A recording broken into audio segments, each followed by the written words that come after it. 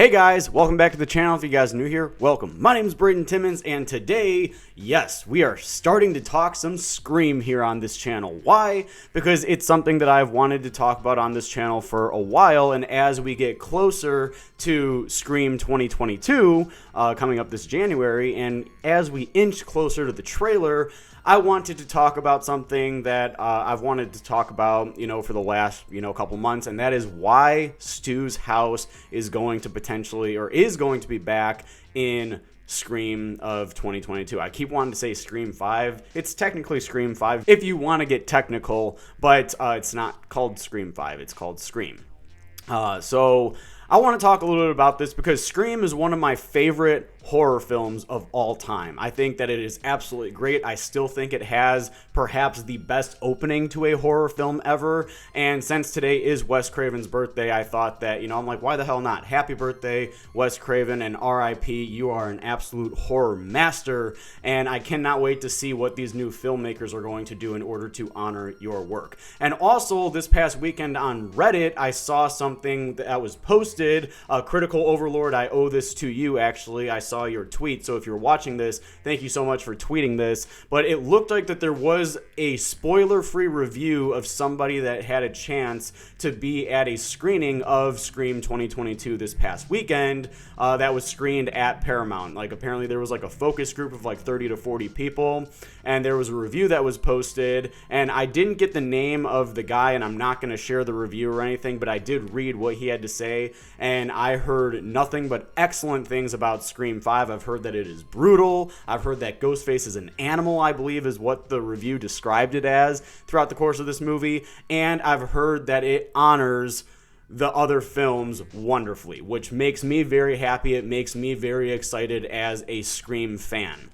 But I do owe that to Critical Overlord. I saw that on Twitter. And now let's talk a little bit about, in this review also, I read that it has potentially one of the best finales, if not the best finale in the entire Scream franchise. And I honestly do think that it is because the ending of this movie is going to take place at Stu's house. I feel like it's going to end where it all began. I think that the way that they're going to go about it, I'm excited to see what they're going to do, and maybe one of the new characters that's going to be in this movie is going to be living in Stu's house, and maybe it's somebody, that it's somebody that's going to be integral to the plot, and like maybe there's going to be a party, maybe that's going to be like one of the nostalgic elements to like where there's like a party or something like that that's going on in the exact same house that was at the end of,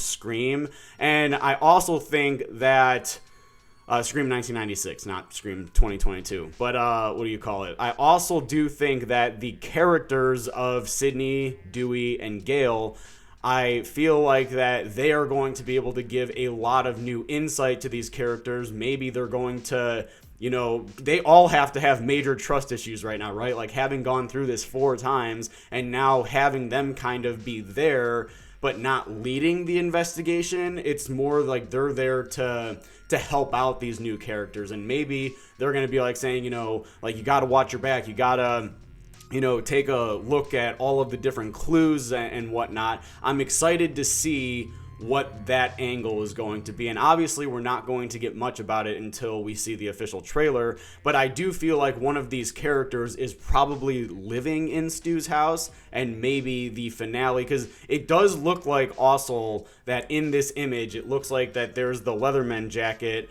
or the Letterman, sorry, I said leather. It looks like the Letterman jacket. It looks like the exact same one from Scream 1996, and I feel like that there is going to be like another party scene or something like that, and I do feel like that's where the finale is going to take place. It's going to end where it all began. That has been my theory since I saw these images of Stu's house in the background, because we had only seen Stu's house one other time outside of that original movie, and that was in Scream 3 when they were filming Stab 3, and there was the replica of Stu's house. That's the only other time we had seen it in the franchise.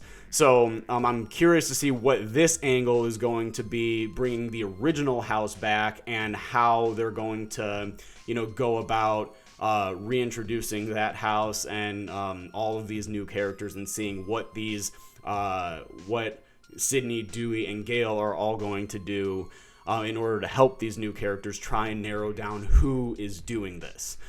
Who is going to be the new Ghostface. And honestly, after reading that review, thank you again, Critical Overlord, for posting that on Twitter, because it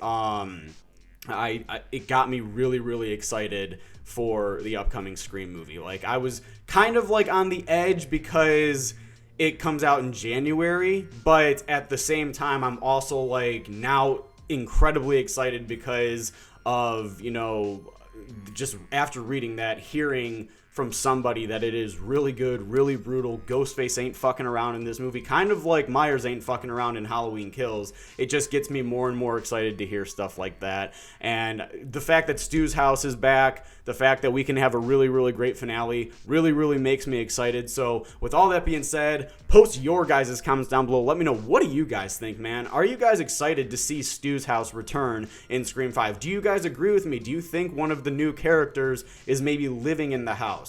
Do you think that the finale is going to take place at Stu's house? Whatever your guys' thoughts are, comment below, let me know. And as always, if you guys like this, don't forget to join me on my journey to 10,000 subscribers, and I will see you guys in my next video.